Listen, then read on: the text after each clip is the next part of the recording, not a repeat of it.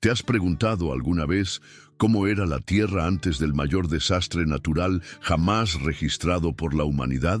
Antes de que montañas quedaran sumergidas, antes de que los océanos invadieran cada rincón del planeta, existió una civilización poderosa, misteriosa y profundamente conectada con lo divino, un mundo donde los humanos vivían cientos de años, donde los gigantes caminaban entre nosotros y donde Dios hablaba directamente con las personas.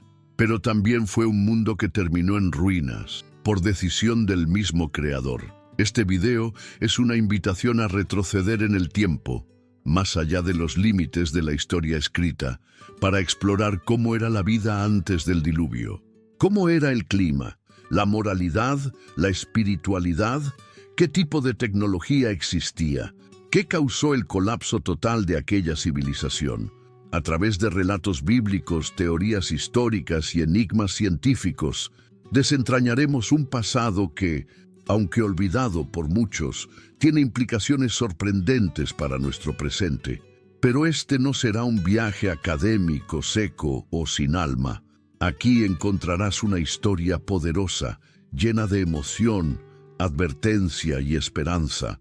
Y más importante aún, descubrirás por qué el mundo de hoy se parece mucho más al mundo antediluviano de lo que nos gustaría admitir. Así que si estás listo para conocer el origen de la corrupción humana, las consecuencias de la desobediencia y el poder de la gracia divina, quédate hasta el final. Porque lo que vas a ver no solo te va a impactar, puede cambiar tu forma de ver el mundo. Dale like, suscríbete y activa la campanita. Comparte este video con aquellos que aman el misterio, la historia y las verdades ocultas. Ahora sí, viajemos juntos a un mundo que fue y que quizás podría volver a ser. Antes del diluvio, el mundo era un lugar radicalmente distinto.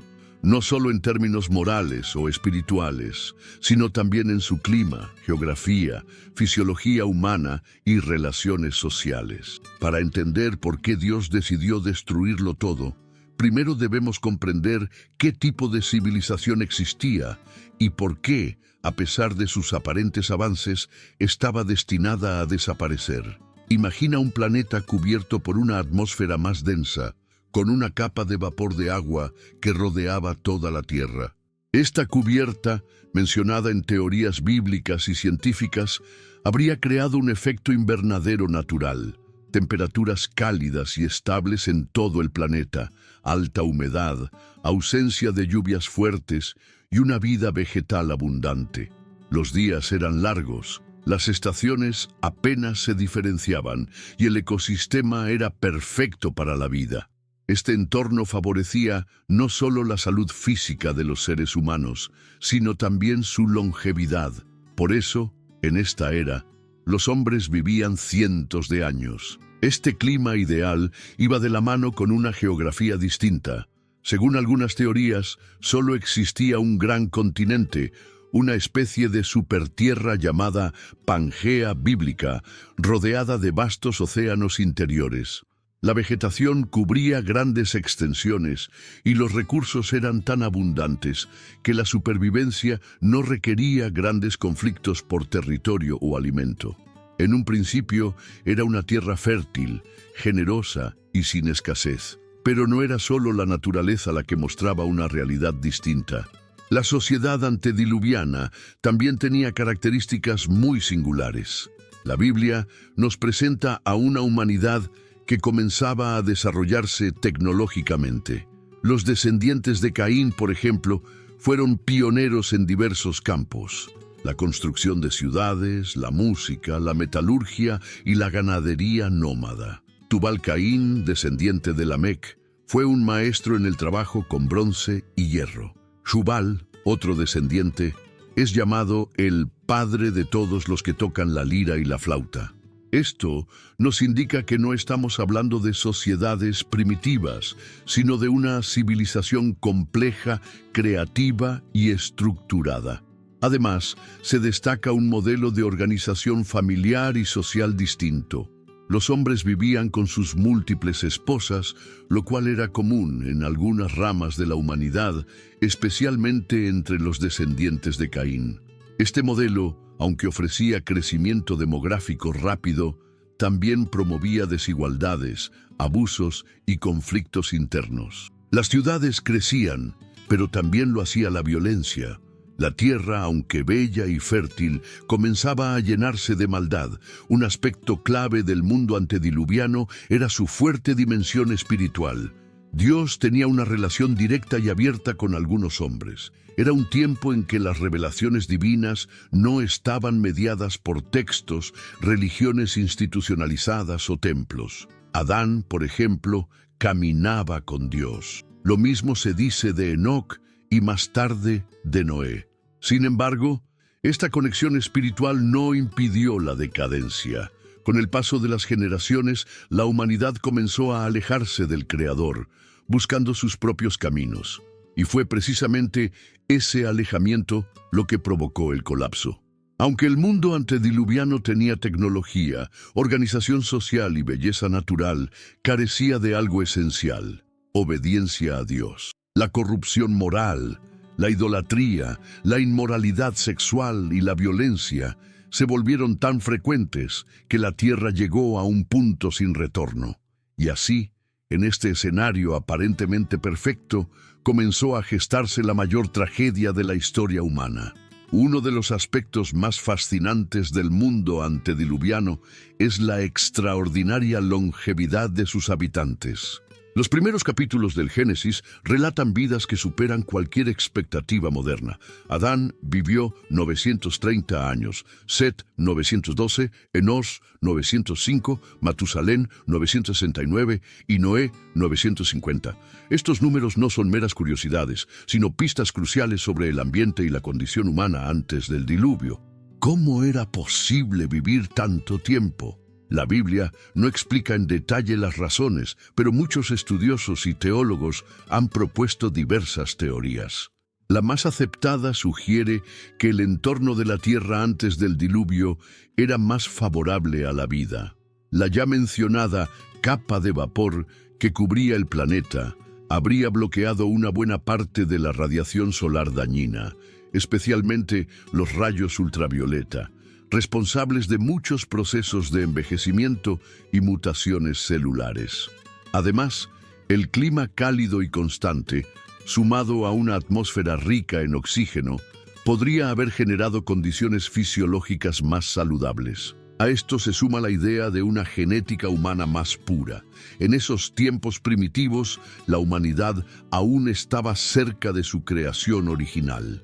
Adán y Eva fueron hechos directamente por Dios, sin defectos ni enfermedades genéticas. Sus descendientes inmediatos heredaron una estructura genética casi perfecta, lo cual retardaba el envejecimiento y minimizaba las enfermedades. Con el paso de las generaciones y con el aumento del pecado, esta perfección se fue deteriorando. Pero la longevidad no solo implicaba más años de vida, sino también una forma distinta de entender el tiempo, las relaciones y los proyectos personales. Un hombre podía conocer a sus tataranietos, construir ciudades, acumular vasto conocimiento y transmitirlo por generaciones de forma directa. Este proceso hacía posible una civilización rica en memoria oral, donde los testimonios de los patriarcas podían durar siglos. Sin embargo, esta longevidad también tenía un lado oscuro. Más años de vida no significaban necesariamente más sabiduría o virtud. La corrupción moral también tenía más tiempo para multiplicarse, y las malas decisiones podían impactar profundamente a muchas generaciones. Después del diluvio, todo cambió. La capa de vapor fue destruida por las lluvias torrenciales, el clima se volvió más seco, las condiciones más hostiles y la radiación más intensa. La longevidad humana comenzó a reducirse de forma drástica hasta llegar con el tiempo al promedio actual. El regalo de los siglos de vida fue retirado por Dios no como castigo inmediato, sino como una adaptación a un nuevo mundo, uno en el que el pecado ya no podía permitirse vivir demasiado. Uno de los elementos más sorprendentes del mundo antediluviano era la forma en que Dios se comunicaba directamente con los seres humanos. En una época sin escrituras, sin templos, ni religiones organizadas, la interacción con lo divino era inmediata, personal y en muchos casos audible. Era una relación directa que revelaba tanto la cercanía del Creador con su creación como la responsabilidad espiritual que recaía sobre los hombres. Adán y Eva no solo fueron creados por Dios, sino que hablaban con Él. La Biblia describe cómo Dios caminaba en el jardín del Edén a la hora fresca del día, compartiendo con sus criaturas una intimidad inimaginable hoy en día. Esa relación fue interrumpida por el pecado, pero no anulada por completo. Incluso después de la caída, Dios seguía hablando con los hombres. Caín, por ejemplo, recibió advertencias y juicios directamente de Dios tras asesinar a su hermano Abel. Más tarde, Enoc sería conocido como alguien que caminó con Dios, expresión que refleja una comunión espiritual profunda y constante. Según el libro de Hebreos, Enoc agradó tanto a Dios que fue llevado al cielo sin experimentar la muerte, convirtiéndose en el primer hombre en ser arrebatado. Luego aparece Noé, otro personaje clave de esta era. A él Dios no solo le habló, sino que le dio instrucciones específicas y detalladas para construir el arca.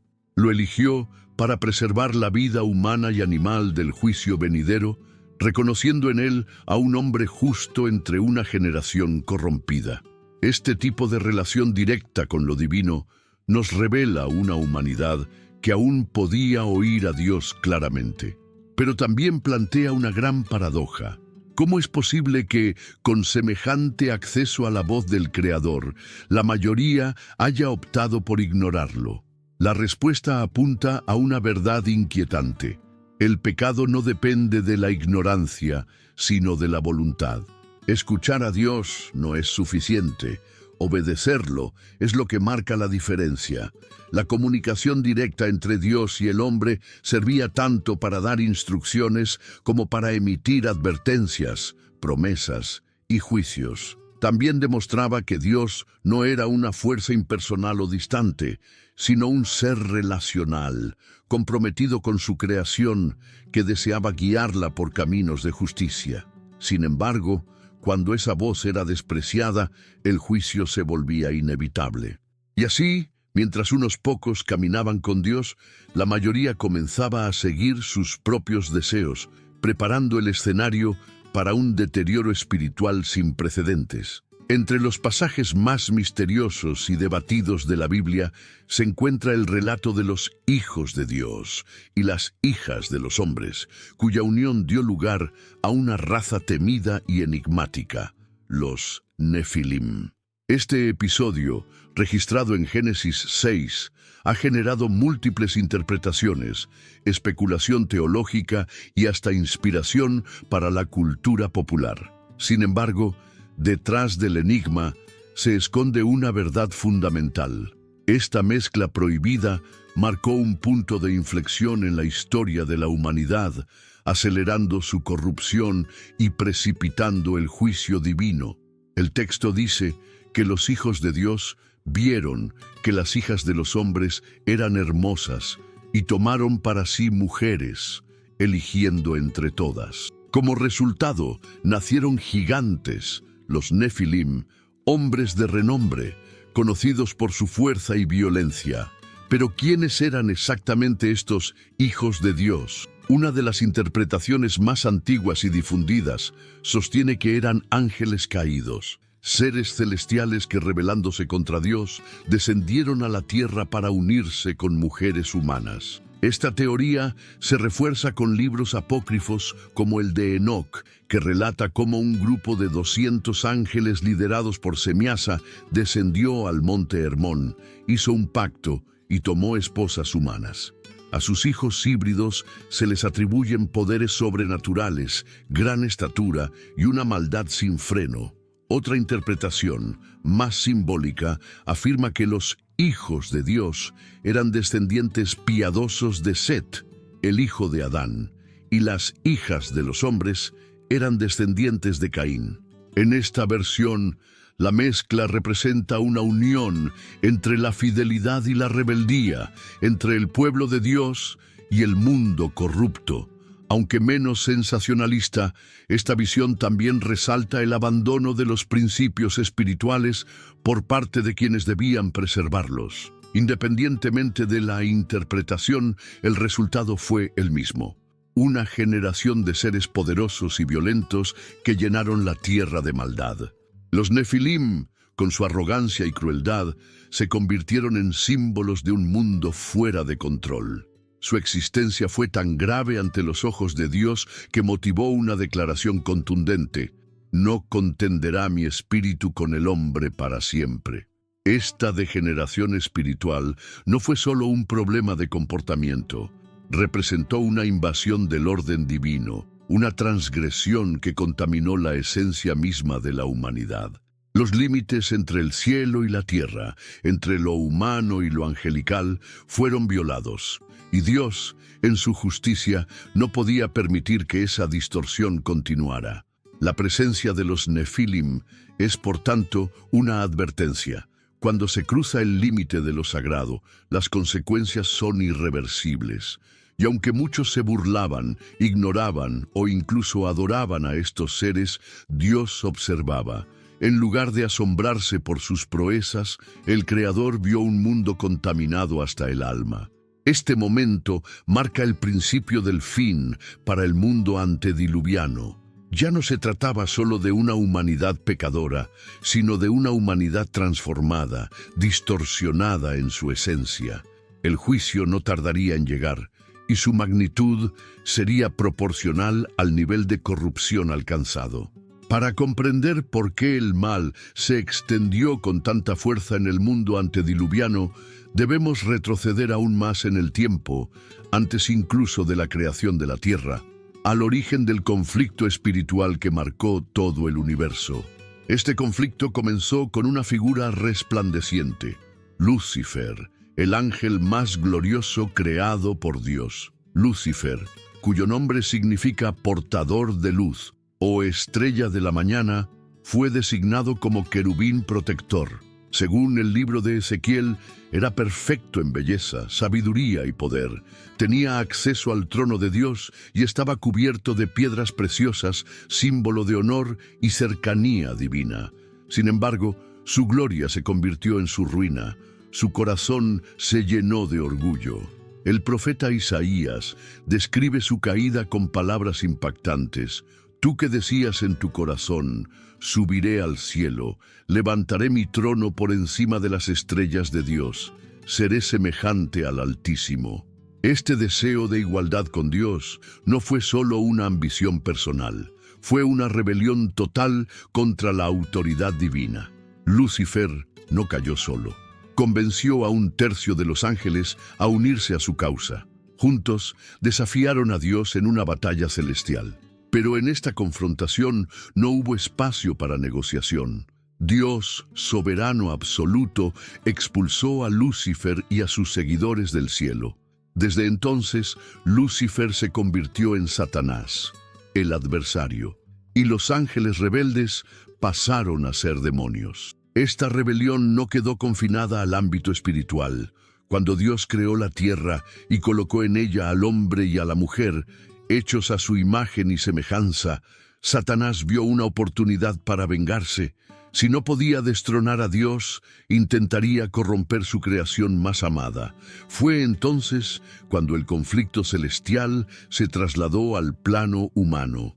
Satanás, usando la astucia de una serpiente, engañó a Eva y provocó la desobediencia de Adán. Desde ese momento, el pecado entró en el mundo, y con él, el dolor, la muerte y la separación de Dios. El conflicto espiritual que comenzó en el cielo ahora ardía en la tierra.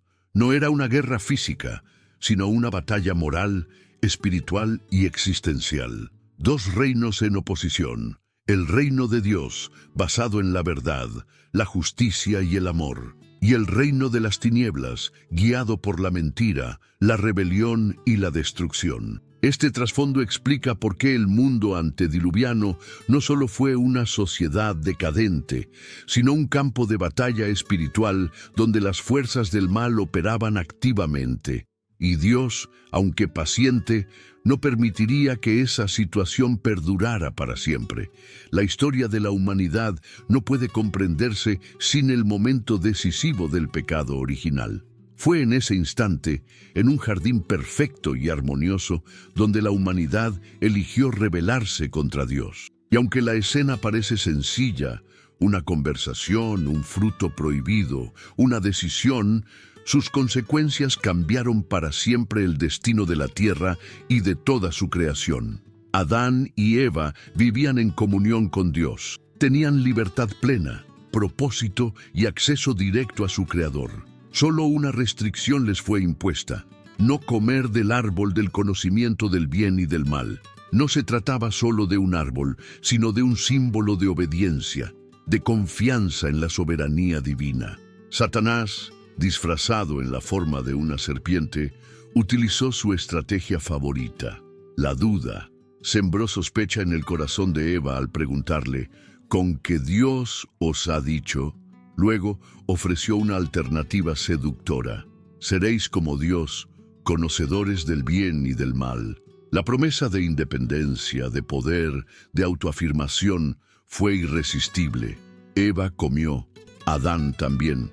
En un acto que parecía insignificante, el hombre se declaró autosuficiente, rompiendo el vínculo de confianza con su Creador.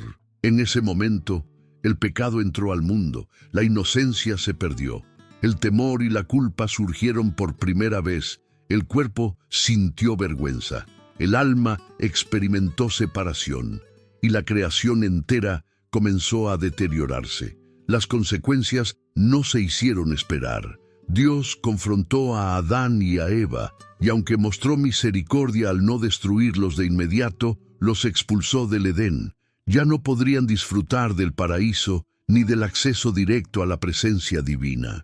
A partir de ahí, el trabajo sería arduo, el parto doloroso y la muerte una certeza. Pero lo más grave fue la transferencia de autoridad. Al ceder ante Satanás, Adán, designado originalmente como gobernante de la tierra, entregó ese dominio al adversario. Desde entonces, el mundo quedó bajo la influencia del maligno y la humanidad entera quedó sujeta a una naturaleza caída. La historia de Caín y Abel ilustra el avance del pecado: celos, ira, asesinato. Cuando Dios rechazó la ofrenda de Caín por su mala disposición de corazón, éste no se arrepintió, sino que mató a su hermano. Fue el primer derramamiento de sangre humana y marcó el inicio de una era de violencia. Desde entonces, la humanidad se dividió: los que buscaban a Dios, como Abel y luego Set, y los que se alejaban de él, como Caín y sus descendientes. El pecado, una vez sembrado, comenzó a multiplicarse con rapidez, afectando a cada nuevo nacimiento, cada generación, cada estructura social. La caída no solo fue un evento del pasado, fue el punto de partida de todos los males que seguimos enfrentando. Mientras el pecado echaba raíces profundas en el corazón humano, la civilización no se detenía. De hecho, una de las paradojas más intrigantes del mundo antediluviano es cómo el desarrollo social y tecnológico avanzaba en paralelo con una profunda decadencia moral y espiritual. El hombre construía ciudades, forjaba instrumentos, creaba arte y al mismo tiempo se alejaba más y más de su Creador. La Biblia nos presenta a los descendientes de Caín como pioneros del progreso humano. Su hijo Enoc dio nombre a la primera ciudad mencionada en las Escrituras. Sus descendientes fueron inventores, músicos, artesanos. Jabal fue el padre de los nómadas con ganado. Jubal, el padre de los músicos. Tubal-Caín, un experto en la forja de metales. Naamá, la única mujer mencionada, representa una presencia femenina activa en la historia familiar. Este avance en habilidades y oficios muestra que la humanidad estaba lejos de ser primitiva. Había organización social, conocimientos técnicos y expresión cultural. Sin embargo, ese progreso no venía acompañado de una elevación ética. Al contrario, la degeneración moral era aún más evidente. El ejemplo más claro de esta contradicción fue Lamec, descendiente directo de Caín. Fue el primer polígamo registrado, tomando para sí 2 esposas, Ada y Silá. Pero no solo rompió el diseño original de la monogamia, también se convirtió en asesino. Mató a un hombre por herirlo y a un joven por golpearlo. Y luego se jactó de ello, proclamando que si Caín sería vengado 7 veces, él lo sería 77. Este espíritu de arrogancia, violencia y venganza definía a la nueva humanidad. El progreso externo ocultaba una decadencia interna.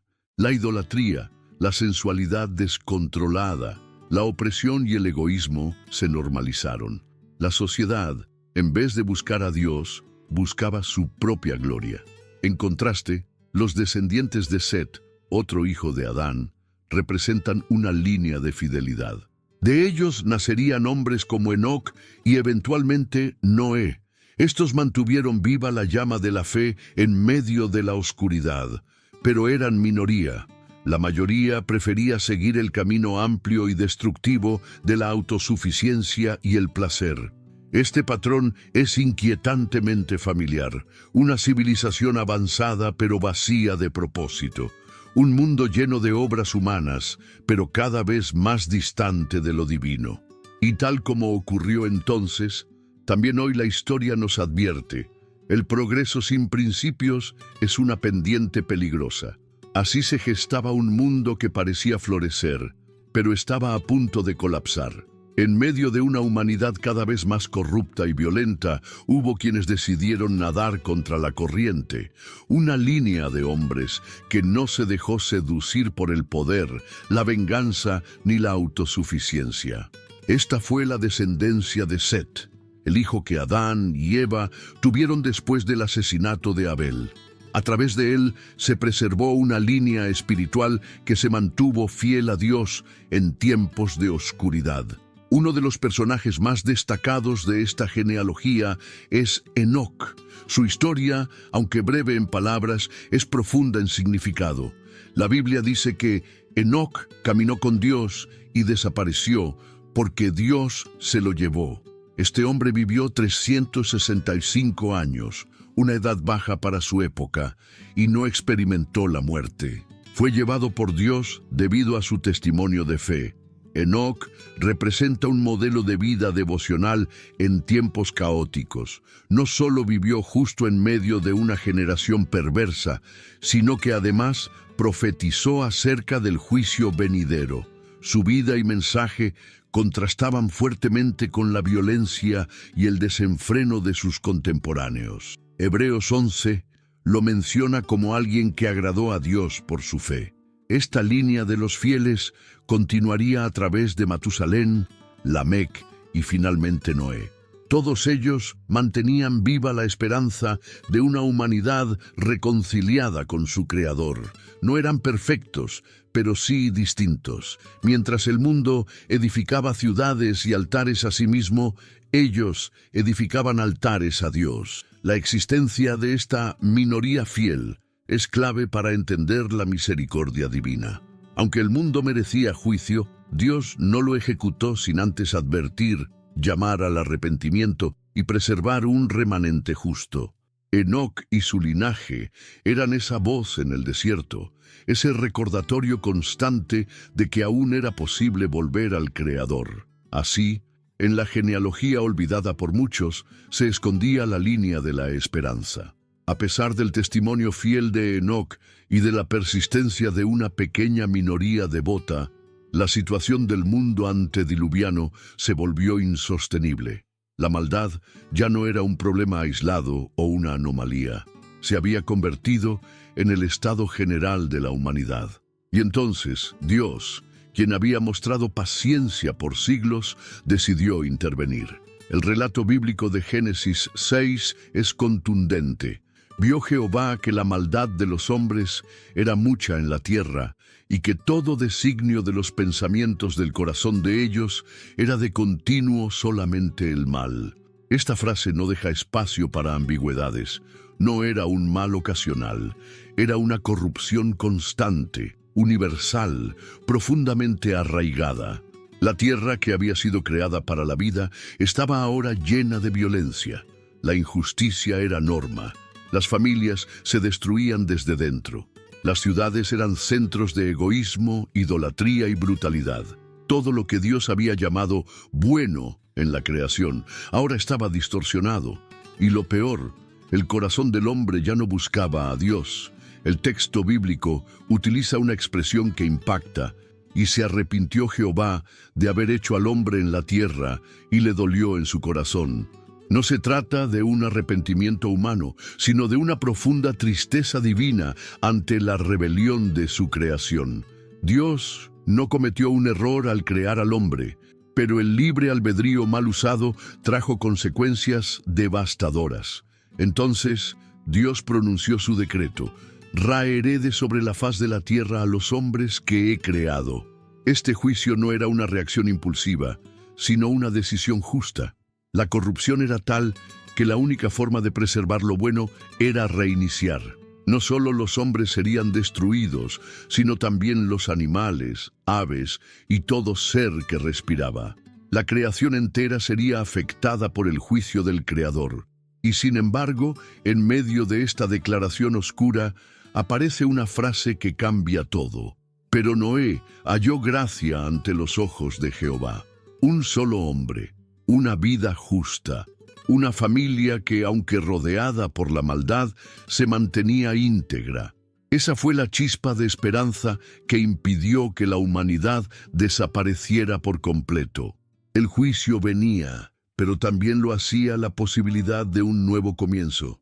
Y Noé sería el instrumento elegido para esa nueva historia.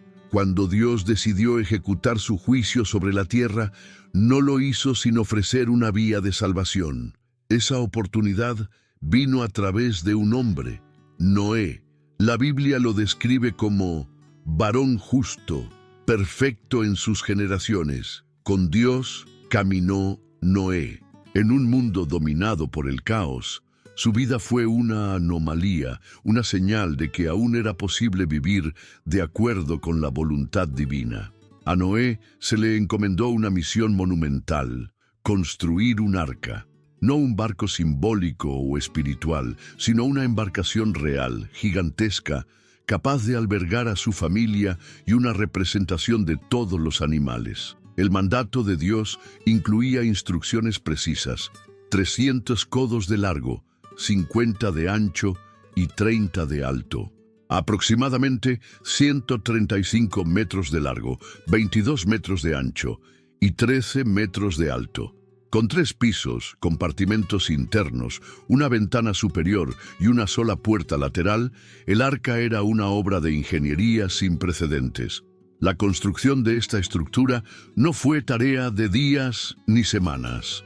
La tradición indica que Noé trabajó en ella durante aproximadamente 120 años. Un siglo y 2 décadas de trabajo persistente, en obediencia a una orden que parecía absurda. Nunca había llovido sobre la tierra. Nadie había visto un diluvio. Y sin embargo, día tras día, Noé martillaba, cortaba, ensamblaba y predicaba. Porque además de constructor, Noé fue pregonero de justicia.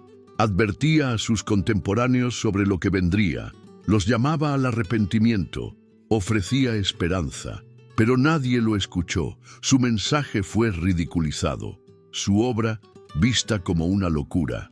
En una sociedad entregada a la burla y al desprecio de lo sagrado, la fe de Noé era un testimonio vivo. El arca no solo era una estructura física, era un símbolo teológico. Representaba la gracia, la protección, la obediencia. Tenía una sola puerta, una sola entrada, imagen poderosa de que la salvación es única y exclusiva por medio del camino establecido por Dios. Estaba hecha de madera de gofer, cubierta con betún por dentro y por fuera, asegurando su flotación ante las aguas torrenciales que vendrían. Mientras el mundo se entregaba al pecado sin freno, un hombre trabajaba para preservar la vida. La madera que cortaba no era solo un recurso natural, era instrumento de redención. Y aunque pocos lo sabían, el futuro de toda la humanidad dependía de cada clavo que Noé colocaba con fidelidad. Finalmente, llegó el día que Dios había anunciado. Después de 120 años de advertencias ignoradas y trabajo silencioso, la puerta del arca se cerró, no por manos humanas, sino por Dios mismo, y comenzó el juicio. El cielo, que hasta entonces había sido testigo silencioso, se oscureció. Las primeras gotas cayeron. Luego, sin pausa, comenzó una tormenta como jamás se había visto. La Biblia narra que se rompieron todas las fuentes del gran abismo y las cataratas de los cielos fueron abiertas. No fue solo lluvia. Fue un desbordamiento sobrenatural de las profundidades de la tierra y del firmamento. Durante 40 días y 40 noches el agua no cesó. Ríos, montañas, valles, todo fue cubierto. La destrucción fue total. Todo ser que respiraba, aves, animales, hombres, pereció. La vida, tal como se conocía, desapareció bajo las aguas. Las cifras impactan. El arca flotó durante 150 días sobre un planeta completamente sumergido. Los montes más altos quedaron cubiertos por al menos 15 codos de agua, unos 7 metros. Era una aniquilación global, no local, un reinicio drástico del orden creado. La humanidad, con excepción de Noé, su esposa, sus 3 hijos y sus nueras, fue borrada del mapa. Dentro del arca, sin embargo, la vida continuaba. Noé y su familia estaban acompañados por una vasta colección de animales, cuidadosamente seleccionados por Dios. El arca se convirtió en un microcosmos del mundo, preservado para una segunda oportunidad. Era un refugio de gracia en medio del juicio, una cápsula de esperanza navegando sobre las aguas del caos. El silencio debió ser abrumador, el paisaje irreconocible. Noé no sabía cuándo terminaría todo. Solo podía esperar. El arca no tenía timón ni velas. No era guiada por el hombre, sino por la soberanía de Dios. Era una lección viva de confianza, dependencia y paciencia. Y mientras las aguas prevalecían, afuera ya no había burladores ni incrédulos. Solo silencio, solo justicia, solo consecuencias. El juicio divino, muchas veces postergado, había llegado con todo su peso.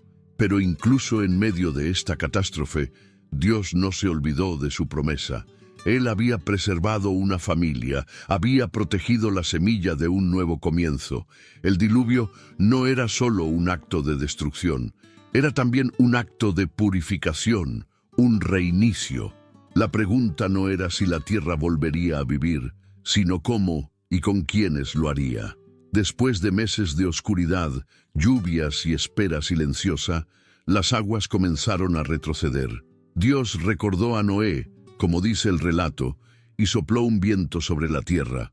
Las fuentes del abismo se cerraron, las lluvias cesaron y poco a poco el mundo emergió nuevamente del agua. El arca se detuvo sobre los montes de Ararat y Noé, paciente, esperó señales. Envió un cuervo, luego una paloma. Cuando la paloma volvió con una hoja de olivo, supo que la vida había comenzado a brotar otra vez. Finalmente, Dios le ordenó salir.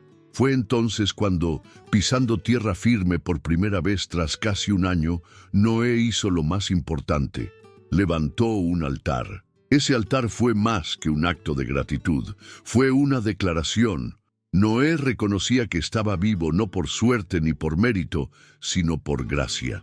Y Dios, complacido con la ofrenda, hizo una promesa que cambiaría la historia. Nunca más maldeciré la tierra por causa del hombre. Nunca más destruiré todo ser viviente como lo he hecho. Ese fue el primer gran pacto registrado entre Dios y la humanidad. Como señal de ese acuerdo, Dios colocó en el cielo el arco iris. Cada vez que apareciera tras una tormenta, serviría como recordatorio de su misericordia, su fidelidad y su deseo de preservar la vida. Pero el pacto incluía más. Bendijo a Noé y a sus hijos, les dio el mandato de fructificar y llenar la tierra, les concedió dominio sobre los animales y estableció principios fundamentales para la convivencia humana, como el respeto por la vida y la justicia. El diluvio había sido un juicio, sí, pero también una oportunidad para comenzar de nuevo. La humanidad tenía una segunda chance, y aunque con el tiempo volvería a desviarse, el pacto de Dios permanecería inquebrantable. Aquel arco en las nubes no era solo un fenómeno natural, era un símbolo eterno de esperanza, de que aún en medio del juicio, la gracia triunfa. La historia del mundo antes del diluvio no es solo un relato antiguo o una advertencia lejana. Es un espejo, un reflejo inquietante de nuestra realidad moderna. Vivimos en una época de avances tecnológicos, logros científicos, desarrollo urbano y progreso cultural, tal como lo hizo aquella civilización antediluviana. Pero también, como ellos, enfrentamos una creciente decadencia moral, espiritual y social. El mundo de entonces cayó no por ignorancia, sino por orgullo. Escucharon a Dios, pero no obedecieron. Vieron sus señales, pero las despreciaron. Prefirieron vivir según sus propios deseos, sin reconocer que la vida es un don y no una conquista. Y aunque Dios fue paciente por siglos, llegó un punto en que la justicia tuvo que actuar. Hoy, más que nunca, estas lecciones cobran vida. No se trata de temer a otro diluvio físico. Dios prometió que eso no ocurriría, sino de reconocer que aún estamos a tiempo de volver a lo esencial, de recuperar la fe, la integridad, la reverencia por lo sagrado, de no repetir los errores de un mundo que fue, literalmente, tragado por su propia maldad. Noé no salvó al mundo, pero preservó la esperanza. Su fe, su obediencia y su ejemplo nos recuerdan que un solo hombre puede marcar la diferencia. Que no importa cuán corrupta sea la sociedad, siempre hay espacio para la luz, y que Dios sigue buscando corazones dispuestos, constructores de arcas en tiempos de sequía espiritual. Si este mensaje tocó tu corazón, no lo dejes pasar. Reflexiona. ¿En qué parte de la historia estás tú? ¿Estás edificando como Noé o durmiendo como los que lo ignoraron? ¿Estás escuchando la voz de Dios o tapándola con ruido? Te invito a comentar tu opinión, compartir este video y ser parte de esta comunidad que busca despertar mentes y corazones. Suscríbete, activa la campanita y únete a este viaje de redescubrimiento espiritual, porque tal como lo fue en los días de Noé, así también será en los días del Hijo del Hombre.